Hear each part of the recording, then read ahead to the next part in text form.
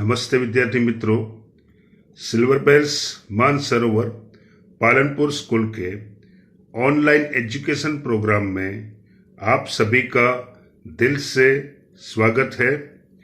विद्यार्थी मित्रों, आज हम standard 9th subject Hindi topic chapter number 12 रानी उसका पार्ट टू उसका हम अभ्यास करेंगे। लेखिका का नाम था महादेवी वर्मा। तो महादेवी वर्मा को पशु पक्षियों से गहरा लगाव था। पशु पक्षियों से बेहद ज्यादा वो प्रेम करती थी। उन्होंने उनसे संबंधित बड़े दिलचस्प और मार्मिक संस्मरण लिखे हैं। प्रस्तुत संस्मरण एक घोड़ी का है, उसका नाम रानी था। लेखिका को बचपन में उससे बहुत प्यार था।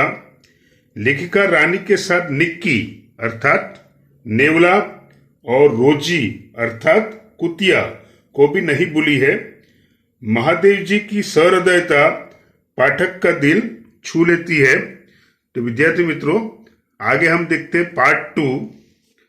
निक्की रानी की पूंछ से झूलने लगता था। तो निक्की क्या था? नेवला।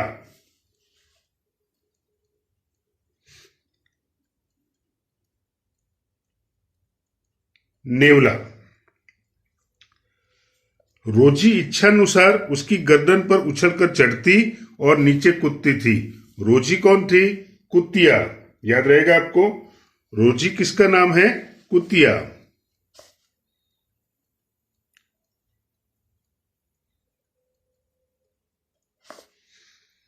और हम सब उसकी पीठ पर ऐसे गर्व से बैठते थे मानो मयूर सिंहासन पर आसीन हो। मयूर सिंहासन यानी मोर के आकार का सिंहासन। मयूर मतलब मोर, तो सिंहासन, मयूर सिंहासन, मोर के आकार का सिंहासन हो। तो रानी घोड़ी के पीठ पर हम जब बैठते थे तो कैसा महसूस करते थे? जैसे मोर का सिंहासन हो, ऐसा हम महसूस करते थे। रानी हम सब की शक्ति और दुर्बलता जानती थी। ये जो रानी थी, हमारी शक्ति मतलब हमारे में कितनी स्ट्रेंथ है और हमारी दुर्बलता, हमारा माइनस पॉइंट कौन से है, वो भी वो जानती थी।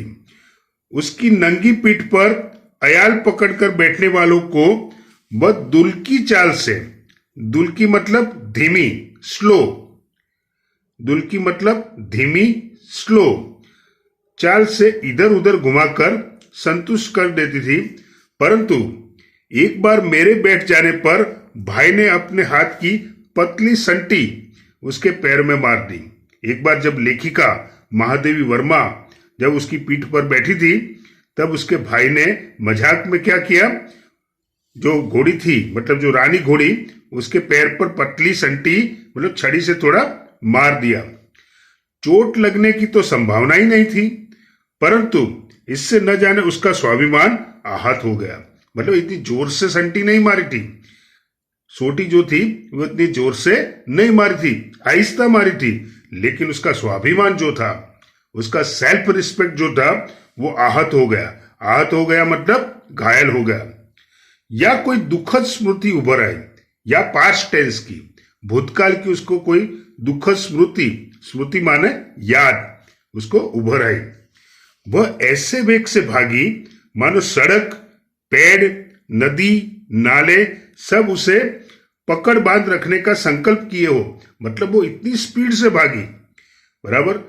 क्यों स्पीड से भागी? कि महादेवी वर्मा का जो भाई था, उसने उसके पैर पर पतली संटी मारी थी और इतनी जोर से भी नहीं मारी थी। पता नहीं उसका सेल्फ रिस्पेक्ट, उसका जो स्वाभिमान था, वो घायल हो गया और वो स्पीड से भागने लगी। कुछ देर मैंने अपने आप को उस उड़न खटोले पर संभाला, परंतु गिरना तो निश्चित ही था। कुछ देर तक तो महादेवी वर्मा ने उसको पकड़कर बैठी और बैलेंस करने की कोशिश की। क्या किया? बैलेंस करने की कोशिश की, लेकिन उनको पता तो था कि गिरना तो निश्चित है। मेरे गिरते ही रानी मानो अतीत से वर्तमान में लौट आई।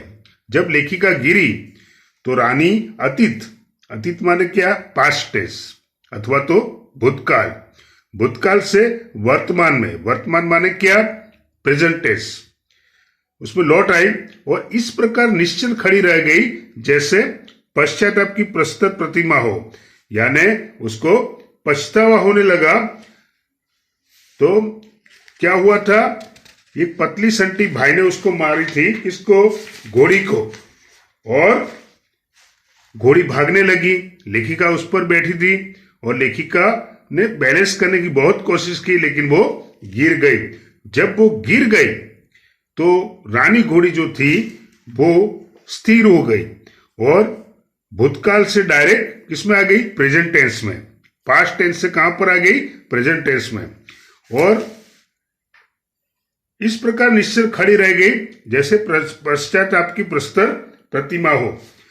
प्रस्तर प्रतिमा हो मतलब पत्थर की मूर्ति, प्रतिमा माने मूर्ति, प्रस्तर माने पत्थर।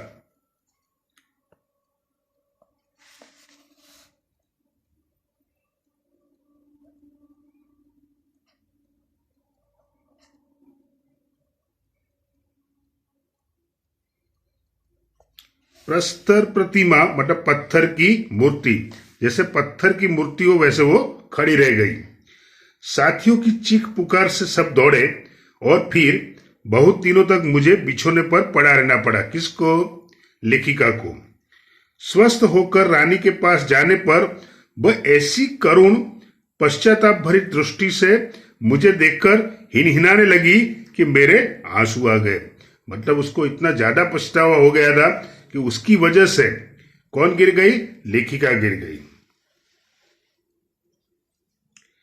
एक बार भाई के जन्मदिन पर नानी ने उसके लिए सोने के कड़े भेजे। भाई का जो हैप्पी बर्थडे था, जन्मदिन था, तब नानी ने, नानी मतलब मम्मी की मम्मी, उन्होंने क्या भेजा गिफ्ट में, सोने के कड़े भेजे। सामान्यतः हम कोई भी नया कपड़ा, बाल मित्रों पेज नंबर 51, या आभूषण पहनकर रानी को दिखाने अवश्य जाते थे। यानी ये जो बच्चे थे, कोई भी नई चीज आती थी, चाहे वो कपड़ा हो या कोई आभूषण हो, वो किसको दिखाने जाते थे, रानी को दिखाने जाते थे। सुंदर सुंदर छोटे छोटे शेर मुंह वाले कड़े पहनकर भाई भी रानी को दिखाने गया और न जाने किन प्रेरणा से वह दोनों कड़े उतारकर रानी के खड़े सतर्क कानों में वलय की तरह पहना आया।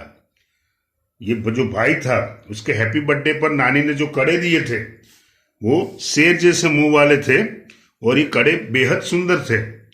पता नहीं भाई को क्या प्रेरणा हो गई, तो दोनों कड़े अपने हाथ से उतारकर रानी के खड़े जो कान थे, सतर्क कान, उसमें वलय की तरह पहना दिया। वलय की तरह पहना दिया मतलब कंकण की तरह पहना दिया। वलय मतलब कंकण। फिर हम सब खेल में कड़ों की बात भूल गए, ये सब खेलने लगे तो बात भूल गए। संध्या समय भाई के कड़े रहित हाथ देखकर जब मां ने पूछताछ की तब खोज आरंभ हुई, पर कहीं भी कड़ों का पता नहीं चला। रानी अपने कानों को खुर्रों से खोदती और हिनहिनाती रही। रानी अपने कानों को खुर्रों से खोदती और हिनहिनाती, वो आवाज लगाती रही। अंत में बाबूजी का ध्यान उसकी ओर गया और उन्होंने मिट्टी हटाने का आदेश दिया। मतलब रानी जो थी वो पैर से इशारा कर रही थी और हिनहिना रही थी कि कड़े कहाँ आए, लेकिन किसी का ध्यान नहीं गया। लेकिन किसका ध्यान गया लास्ट में, बाबूजी का ध्यान गया, मतलब पिताजी का ध्यान गया कि सोने के कड़े कहां पर हैं। किसी ने कुछ गहरा गड्ढा खोदकर दोनों कड़े गाड़ दिए थे। किसी ने चोरी करके उसको कहां पर रख दिया था, गड्ढा खोदकर, मतलब वो गहरा, गहरा मतलब डीप गड्ढा खोदकर दोनों कड़े गाड़ दिए थे, क्योंकि कड़े किसके थे, सोने के थे। दंड तो किसी को नहीं मिला, परंतु रानी सारे घर के हृदय में स्थान पा गई। यानी रानी ने कड़े कहां पर छुपाए हैं वो सब बता दिया, तो रानी सबकी प्यारी हो गई। एक घटना अपनी विचित्रता में स्मरणीय है। स्मरणीय मतलब याद है। एक सवेरे उठने पर हमने रानी के पास एक छोटे से घोड़े के बच्चे को देखा। यानी रानी के पास एक छोटा से घोड़े का बच्चा था। यह कहाँ था? कह कर हमने रामा को इतना थका दिया कि उसने निरुपाय घोषणा की कि वह नया जीव रानी के पेट में दाना चारा खाकर सो रहा था। मतलब ये जो नया जीव था वो रानी के पेट में था और दाना चारा खाकर सो रहा था। मतलब ये रानी का बच्चा है। भाई ने उत्साह से पूछा, और भी है? और रामा ने स्वीकृति में सिर हिलाया, मतलब यश में सिर हिलाया। अब तो हम विस्मित भी हुए और क्रोधित भी। अब तो हम आश्चर्यचकित भी हुए और क्रोधित भी हुए। ये छोटे जीव कोई काम धाम नहीं करते और हमको पीठ पर बैठाकर दौड़ाने वाली रानी का दाना चारा स्वयं खाकर उसके पेट में लेटे रहते हैं। यानी ये जो छोटे बच्चे हैं वो काम धाम तो कुछ करते नहीं है और रानी के पेट में जो दाना चारा है वो स्वयं खाकर उसके पेट में लेटे रहते हैं, सोते रहते हैं। भाई ने कहा, रानी का पेट चीरकर हम कम से कम एक और बच्चा घोड़ा निकाल ले। भाई ने सुझाव दिया कि अभी एक दूसरा बच्चा रानी के पेट में है तो उसका पेट चीरकर हम एक नया बच्चा घोड़ा निकाल ले। तब बच्चे घोड़ों पर वे छोटे बहन भाई बैठेंगे। यानी जो छोटे बच्चे घोड़े हैं उस पर छोटे बहन और भाई बैठेंगे और रानी मेरी सेवा में रहेगी। यानी भाई ने क्या कहा, रानी पर घुड़सवारी तो मैं ही करूंगा और आप लोगों को भी एक्स्ट्रा घोड़ा मिल जाएगा। प्रस्ताव मुझे भी उचित जान पड़ा, पर जब एक दोपहर को वह कहीं से शाक काटने का चाकू ले आया, सब्जी काटने का चाकू ले आया, तब मेरे साहस ने जवाब दे दिया। साहस ने जवाब दे दिया मतलब हिम्मत हार गए। जवाब दे दिया मतलब अंत हो गया, साहस का अंत हो गया। एक और भी समस्या की और हमारा ध्यान गया, आखिर हम रानी का पेट सिएंगे कैसे? अगर हम पेट को चीरेंगे, बराबर, पेट को काट देंगे तो उसके अंदर से बच्चा तो निकालेंगे, लेकिन रानी का पेट सिएंगे कैसे?